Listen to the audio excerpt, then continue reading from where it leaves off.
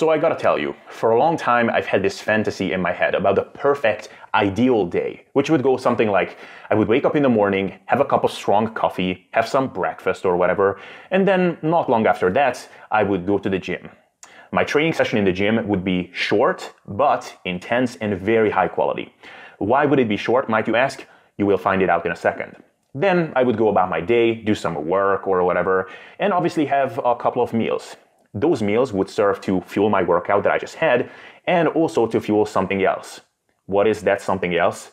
You got it right, my next training session, which would be in the late afternoon. Because you got it right, I would train twice a day in this hypothetical, ideal, perfect day. So yeah, for a long time I've had this romantic fantasy in my head about what it would be like training twice a day. Why did I have this fantasy? Well, there are a couple of reasons. Some of them are kind of childish. I've kind of had this idea in my head for a long time that if I trained twice a day, I would feel like such an athlete and it would enforce a completely different level of structure into my life. But there are also some, I think, justifiable reasons why it was appealing. The first one is that if you have a training split and within that given training session with a given number of exercises, if you cut that number of exercises in half and you also only have to do half of that in a session, then almost certainly those are going to be higher quality sets and higher quality exercises, simply because you will have more energy, focus, and intent that you can dedicate to those exercises. To give you an easy example, if you have a full body session, for example, and in the beginning of that you have to do some heavy squats, that session after that is no longer going to be the same because it takes some time for you to recover from those squats, not just in your quads, but also in other systems like cardiovascularly and also mentally and psychologically, which by the way, I have a theory about that, why that is the case, but I'm going to address that in another video. And to give you another illustrative example, if you have, for example, Bulgarian split squats in your program, which are an amazing and absolutely brutal exercise for the quads. In fact, I would go as far as to say that I can measure someone's dedication on how willing they are to do anything more than, say, 3 sets of these split squats in their routine.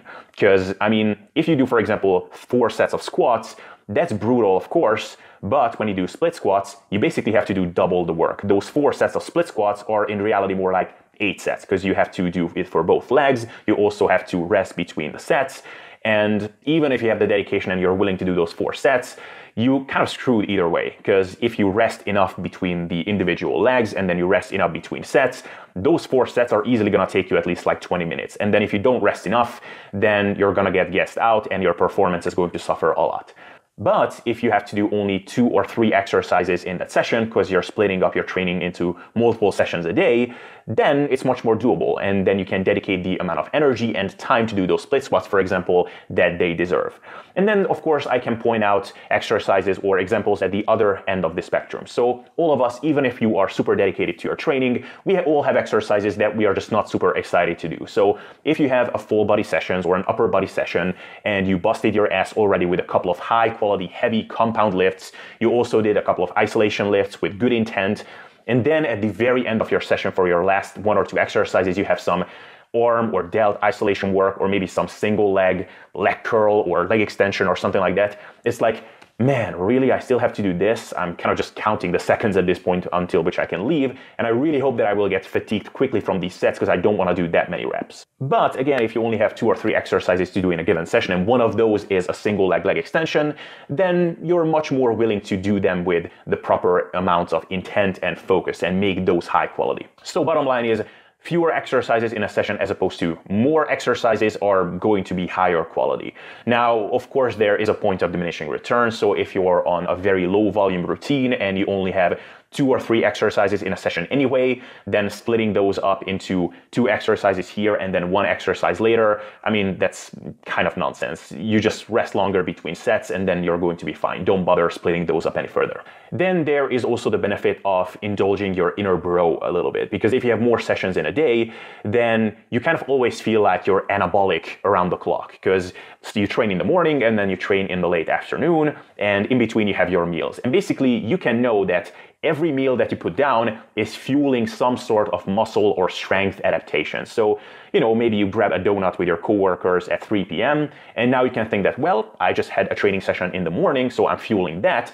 But even if I don't, for some reason, I will have another session at 5 p.m. So at, worst case scenario, I'm going to fuel that. Although now that I'm laying it out like this, I could say that you're indulging your inner exercise bulimic, not your inner bro, which doesn't sound that good.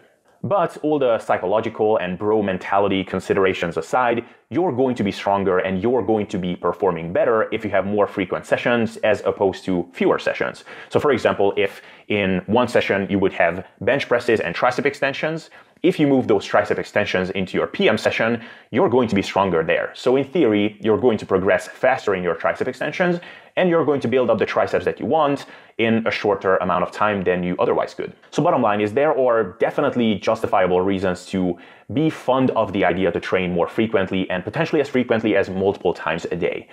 Now let's talk about how it actually measures up against reality. In other words, how does the theoretical benefit of all of this measures up against the harsh reality that we have to face when we want to implement this in practice? Well, the first issue that we have to talk about, and you probably would think about this intuitively, is the extra time investment, which doesn't really come from the actual time spent in the gym. I mean, if you just think about this logically, if you're splitting up a session that you would have anyway into two, then in theory, the time in the gym should be the same. But let's say that now you're resting a bit longer, or maybe because you're in the gym anyway, you're adding in a few more exercises, but still it's not a huge consideration. The things that are actually going to add up are things like commuting, the warm-up time, the changing room time, your warm-up sets, and then commuting back, which, even if you're really efficient with your time and your gym is 10 minutes away from you, which is not a long time to commute, and you're pretty efficient with how you're changing your clothes and your warm-up sets, even then, it's probably going to take you an extra hour out of your day, which you could make the argument that even if you're super efficient with your time, you're going to waste at least 1 hour of your day anyway. I mean, you can easily waste that amount of time by going on Instagram a bit too frequently or scrolling through your Facebook feed a bit too frequently. So if you're going to waste your time anyway, you might as well waste it on something that you actually care about. But still, there are some other issues which we have to talk about. The first one is something which would never cross your mind, but in some instances it is actually a part of reality, is that some gyms don't actually allow you to train twice a day. For example, the gym I'm using currently in this city where I'm staying right now is basically the way it works is that they're offering you different plans and they have different costs. So you can buy a monthly membership which allows you to come twice a week or 3 times a week or 4 or 5 or 6 times a week. So for example, if I'm buying a plan which allows me to train 6 days a week for a month, and then I started to come twice a day, at some point the receptionist would look at me and say, Abel, znaš, дека samo možeš da dojdeš jednaš na den? But okay, I'm living in the Balkans, it's a different world. People are still commuting with horses here and the policemen have swords as opposed to guns. No, I'm just kidding. But okay, let's say my gym is extra retarded in this regard, which it probably is. But even back in the day when I used to live in my home country, I mean, there, one time in a gym where I had an actual monthly membership, I asked the receptionist girl if I could come twice a day. And she looked at me and said, no. I mean, then people would start coming twice a day and they would start abusing this.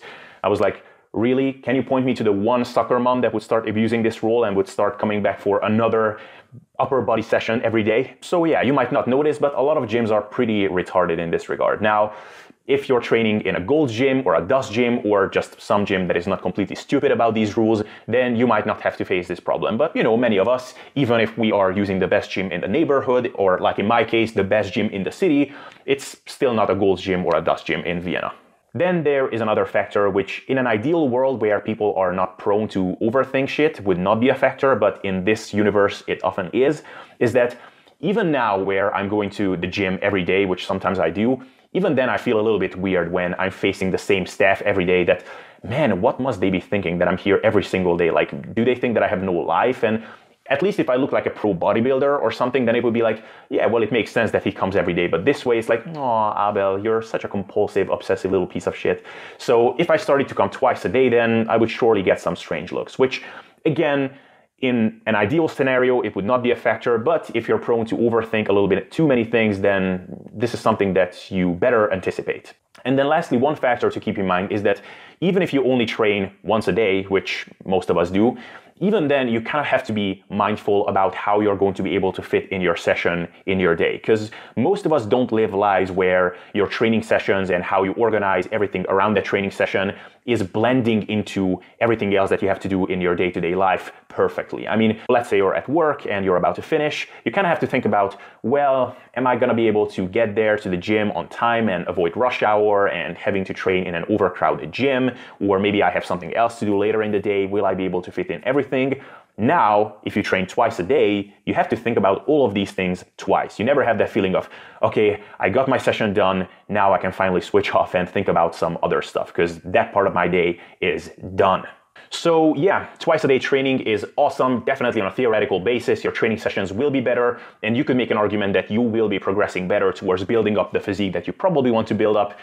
But you're going to run into logistical issues which probably are going to make you sick of this whole thing before the actual training would. So if you're able to make it work in a way that blends into your lifestyle in a really smooth manner, then by all means do it. And probably at some point I'm going to try this out, but probably I'm gonna hold this off until I have a home gym or until I have a gym really nearby that is not retarded about rules such as memberships and things like that. And funnily enough, one of the final nails in the coffin on this one for me was when I heard Valentin Tambosi, who is an absolute jock when it comes to training. I mean, training and bodybuilding is basically his life. And when I heard even him saying that he doesn't recommend this to most people because of the logistical issues that are surrounding this issue, then I was like, man, if this guy is saying that, then there has to be something to this for sure. So yeah, personally, I'm going to hold this off for a while, and I'm not planning on implementing this anytime soon.